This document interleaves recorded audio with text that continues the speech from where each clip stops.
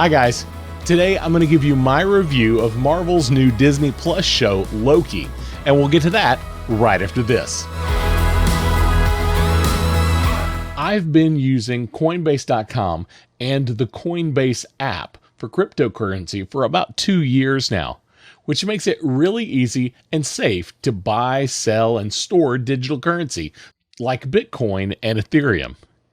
Sign up now and use my link at christiannerdsunite.com/Coinbase and get $10 of free Bitcoin when you buy or sell at least $100 worth of digital currency.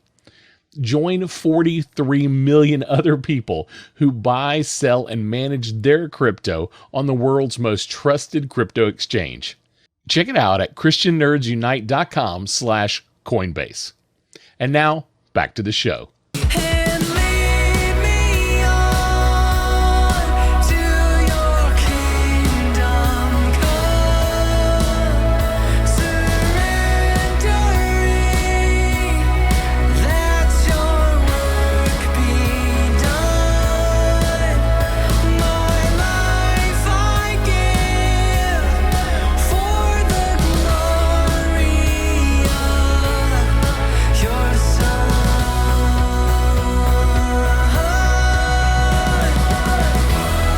Today, we're talking all about Loki. It's the new MCU show on Disney Plus. It's just released last Wednesday, and if you're listening to this on release day, episode 2 is going to drop tomorrow. So I'm super excited about it. I've really enjoyed the show so far, and I want to talk about it. But before we get there, before we get started, let's do a little scripture like we usually do. Let's start with Psalm 7, 14 through 17. And this is speaking of the wicked. Behold, he travelleth with iniquity, and hath conceived mischief, and brought forth falsehood. He made a pit and digged it, and is fallen into the ditch which he made. His mischief shall return upon his own head, and his violent dealing shall come down upon his own pate. And Psalm 28, 1 through 3. Upon thee I will cry, O Lord my rock. Be not silent to me, lest if thou be silent to me, I become like them that go down into the pit. Hear the voice of my supplications, when I cry unto thee, when I lift up my hands toward thy holy oracle. Draw me not away into the wicked, and with the workers of iniquity, which speak peace to their neighbors, but mischief in their own hearts. Okay, both of these scriptures use the word mischief. And today we're looking at Loki, and in Marvel, he calls himself the god of mischief. In some versions of the Bible, those words are translated a little differently. In the U.S., we hear the word mischief, and we think of someone who's up to something, but maybe it's bad, but maybe it's not that bad.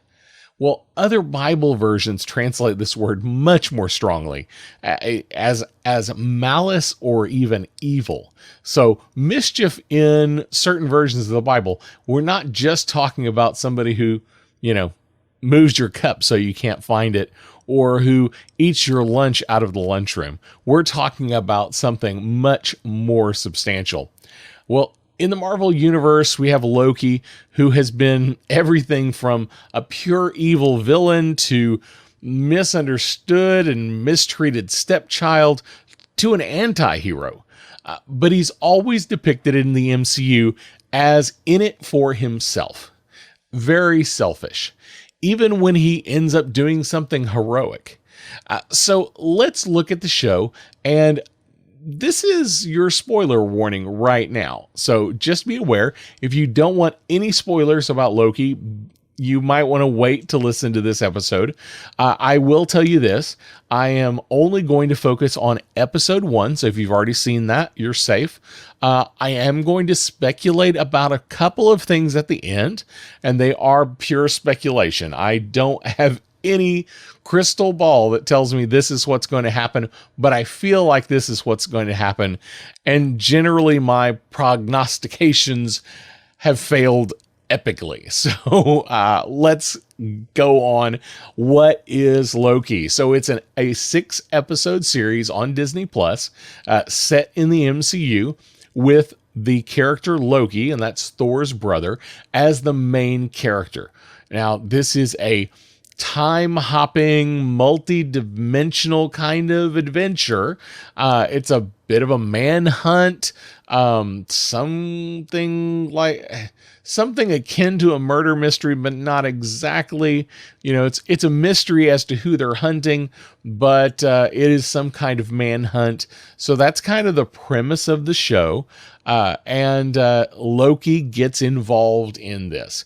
And we're going to see Loki played once again by Tom Hiddleston. He does an amazing job as this character. We see a new person. We see Owen Wilson, who's a great actor, done some amazing work, as playing a character named Mobius. And if you actually look him up, he is named Mobius M. Mobius. So, that gives you some clues that this is a little odd and a little weird. So far, my previous expectations of what I thought this was going to be have been pretty wrong.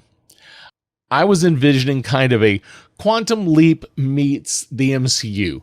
It does not look like that's what we're going to get.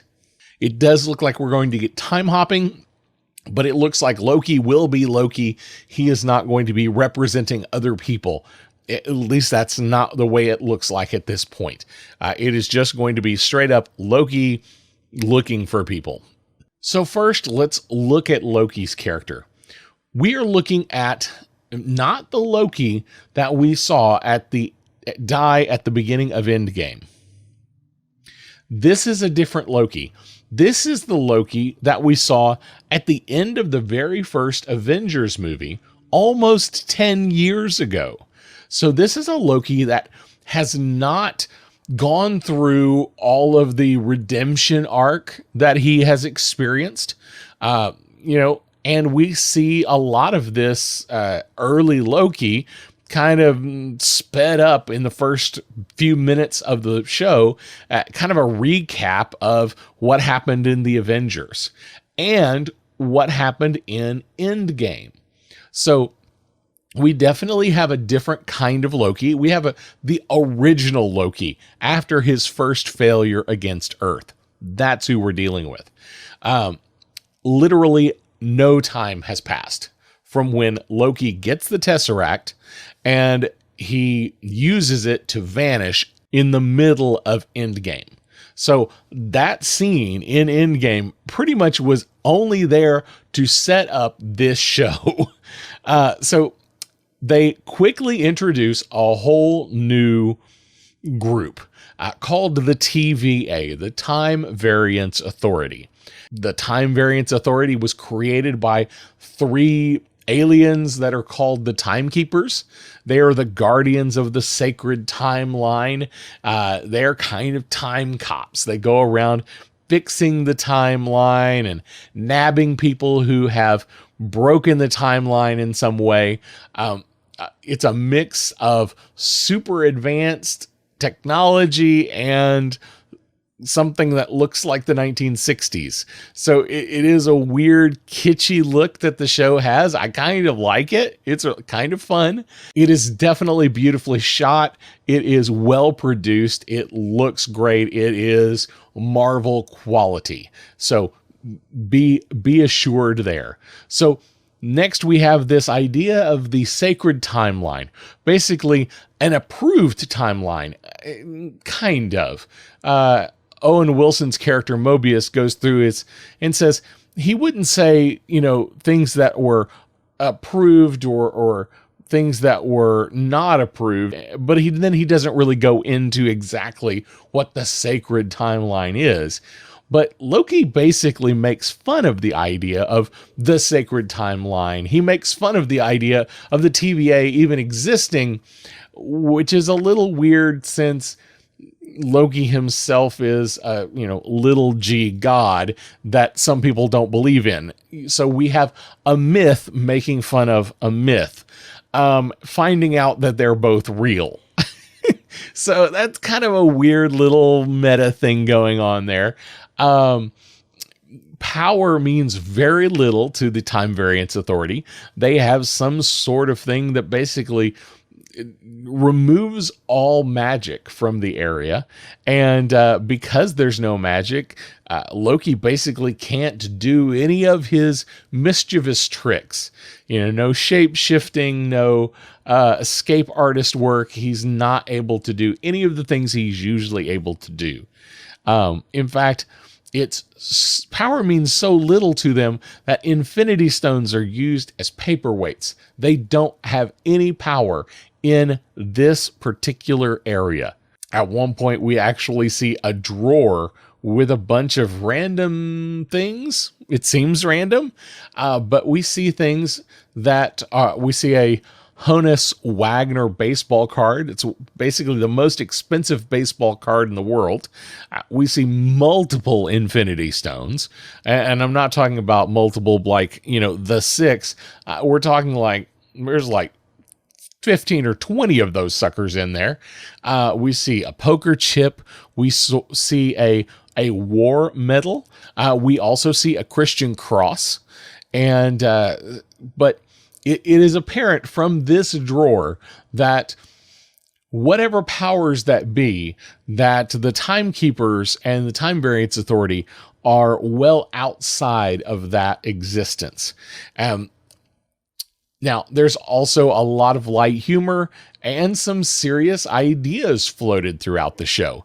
Now, think of the light humor. I mean, this is a Loki show, so it is going to be a little Thor-like, and Thor has some lighthearted humor, and it is standard Marvel to have some lighthearted humor, but I think there's probably more humor here than in some other shows we've seen.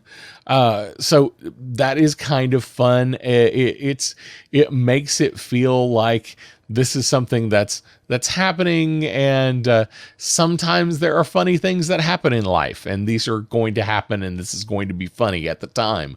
But we're also going to talk about some deep, serious things.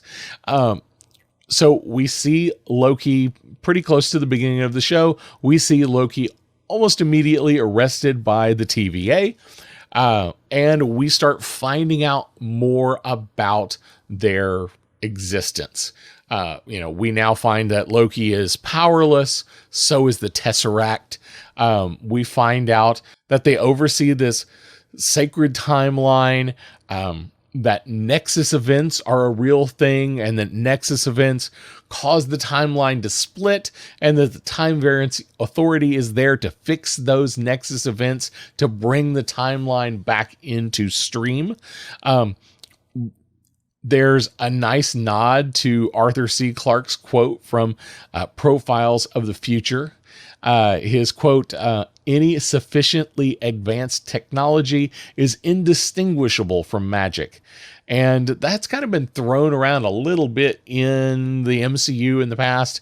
And it's kind of hinted at here when Loki says, "I thought there was no magic here," when he looks out at the whole of the TVA. And Morbius replies, "There isn't." So it is definitely a hint to that idea, that the TVA is so advanced technologically that even Loki thinks it's magic. Now, Mobius is on the hunt for some time-hopping bad guy, and we learn this pretty early on in the show. Now, is this the big bad of the show? This is a big question, and it always comes up in these MCU shows. Who is the real big bad of the show? And I'm here to tell you, I'm not positive. I will give you some ideas at the end of what I think could happen. But is this person that Mobius is hunting really going to be the big bad? I'm not sure. So there are some references that are also made to Nightmare as a department.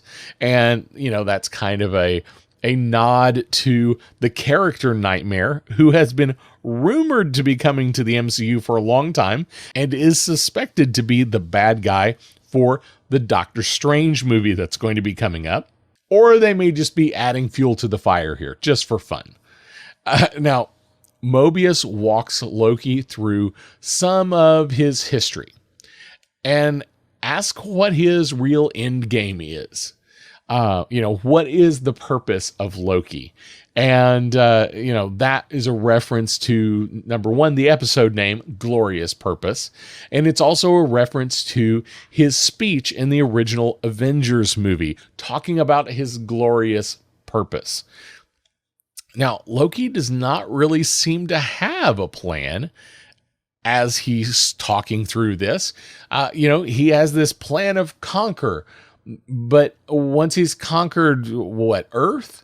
He's, what's next? Space? Well, what's after that? What is your end game? And Loki doesn't seem to have a clear picture of what's enough, or even if there is an enough, or if there's a reason to even think about that. It definitely starts him thinking down this road of, why do I do what I do? And that is definitely a big theme here. There's another thing that's thrown out by Mobius, that Loki only trusts himself.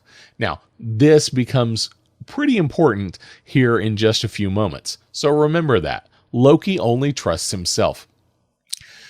So Mobius takes him through some of his biggest failures and some of his biggest successes, showing clips from, multiple MCU movies, especially the first Avengers movie. Eventually, he watches basically everything that was important to him in the MCU. His father's acceptance of him, his working with Thor eventually, the death of his own mother, and even his own heroic death. These are all things he has not yet experienced, but that he is supposed to experience. So Loki's not believing that these things are real. He eventually does accept them. And Mobius finally comes to the point of asking him, why do you like hurting people? Finally, at a poignant moment, Loki comes to this statement that I don't enjoy hurting people. I do it because I had to. It's part of the illusion that he's creating. It feels like Mobius is trying to get Loki to the end of his redemption arc as quickly as possible through psychology. Since we have a Loki that hasn't experienced any of those things, Mobius has to get him to that point of being heroic in a different way. And one of the ways he does is by showing him all of these things that he should have experienced. Mobius eventually tells us right at the end, or very near the end of the episode, that the person that Loki is supposed to help locate is himself. So not only do we have a Loki variant that we're dealing with here, we have another Loki variant that he will be hunting down. So this becomes something of a quandary. How do you go about finding yourself? It looks like that is where this show is going. Now, this other Loki, this other variant, remember that idea I told you earlier, he only trusts himself. So who is better to go hunting for Loki than another Loki? Is it a different Loki? Is it the same Loki? In a different timeline? Is it Loki at a different time? Is it a Loki that was earlier? These are questions that need to be asked. We do have some hints. Now, there is a document that shows up at one point, and that document lists Loki's gender as fluid. Now, that could be a comment to current social trends, but I think in this instance, it's going to be an actual plot device. A little bit different than social trends. I don't think we're going to see a true gender bender change of sex from one to the other, but I do expect us to see a female Loki at some point. I think Loki will meet himself as a female Loki, and that has been something that has happened in the comic books. The Norse mythology has had Loki as both male and female, depending on the time period. And a lot of people are hinting that Sophia Di Martino will be playing the Lady Loki. So expect that to happen. Along with that, there is another character that IMDb lists, no name for, but has an actor attached, a pretty significant actor.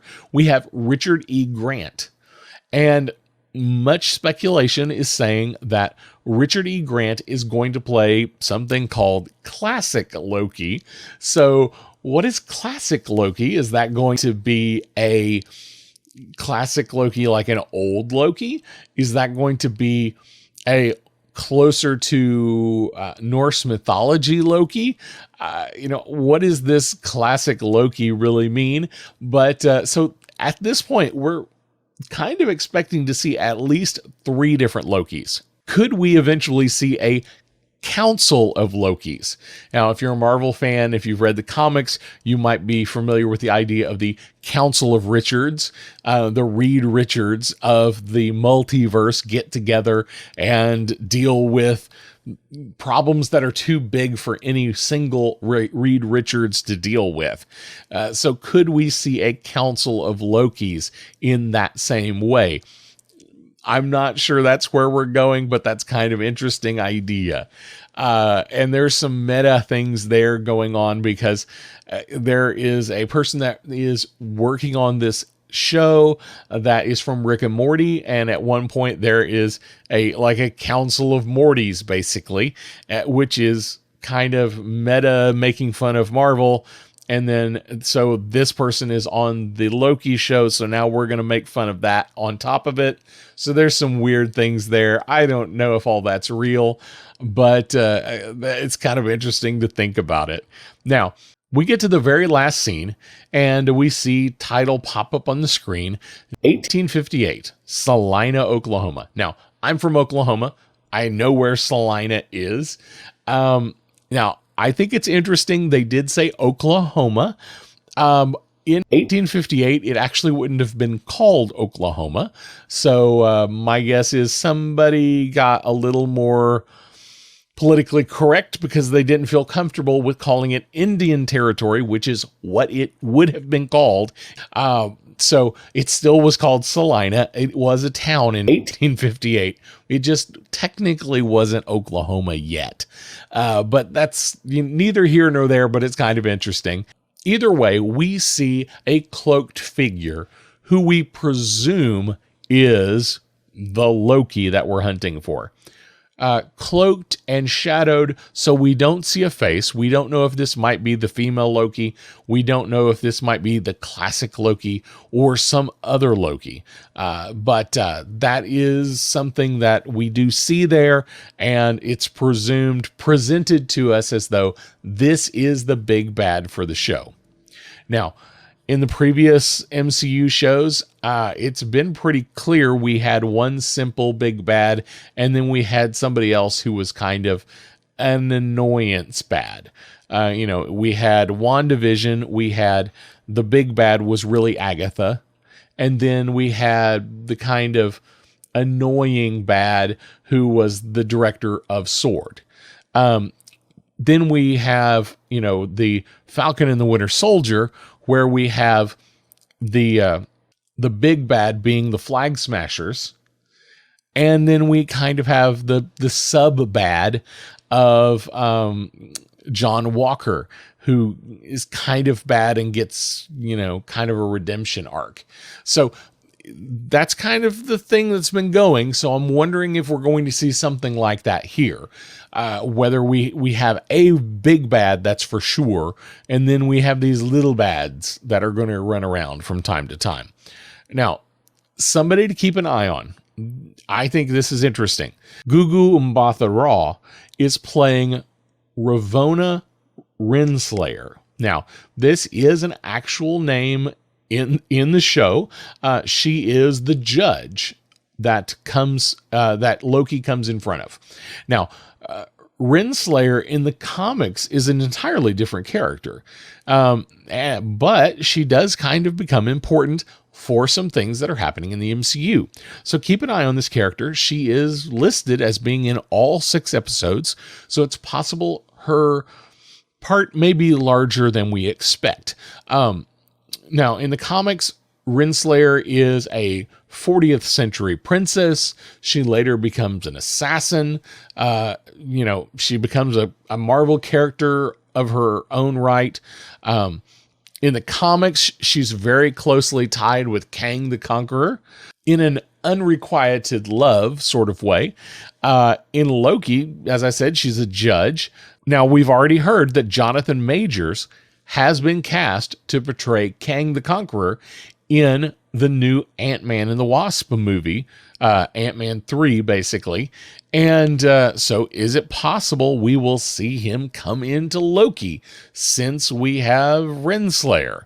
That is an interesting conjecture. Or did they just pull a name? They needed a good name and they said, hey, this character will make people like me think weird things and do videos and do, ideas and things like that. And then they will all be wrong. But it is something to look at. I definitely would keep an eye on her since IMDb does have her listed in all 6 episodes. So I think her part will be much bigger than just being the judge at that one moment. So that's kind of how the show is shaped, the kind of things I saw that I thought were important that I think you should have known about. I really enjoyed the show. My personal review. I enjoyed it. I think it's going to be very interesting. I'm excited to see where they take all of this. I expect, as I said, to see several Lokis from different timelines. Already, I think we've got 3. I don't know if we'll see more than that. Maybe at some point we'll see infinite Lokis, but they won't be any distinct people. They are definitely trying to bring Loki on as a sympathetic villain, making him the anti-hero. Take the villain, make him do something heroic to redeem himself. I think that's definitely where we're going here. I think my expectation is he is going to have some sort of conversation with each of these alternate Lokis, and he is going to learn something from each one, something about himself. Expect there to be someone worse hiding in the shadows. That's my thought. If it's not somebody worse, there's at least going to be somebody pulling the strings, more like the director of Sword in WandaVision. Maybe he's not the big bad, but he is a bad thing that needs to be dealt with at some point. So expect that to happen. I doubt that will be Kang. I doubt Kang will even show up in the show. But they are definitely hinting at him just by some of the things that are happening. Kang is the time-hopping villain, so the fact that we're even talking about time travel is part of Kang's world. Nightmare is unlikely to show up. I know, like I said, it was hinted at. We expect that to be the Doctor Strange villain. I don't see Nightmare showing up in this show at all. We'll probably see, just as we have, we'll see some more hints at him coming later, but not now. Maybe Mobius will be the bad guy at some point, or the Timekeepers themselves could be the bad guy. Now, I think that is realistic. I feel like less like Mobius, more like the Timekeepers are going to be some kind of villainous idea. We come to find out that what they are attempting to do is just not the right way. I could see that happening. I think the show is definitely worth watching. I don't recall hearing too many, curse words. We have a scene where there's, we see Hiddleston's chest, but, we don't see any nudity in these shows. They are on Disney Plus, so they've got some control there.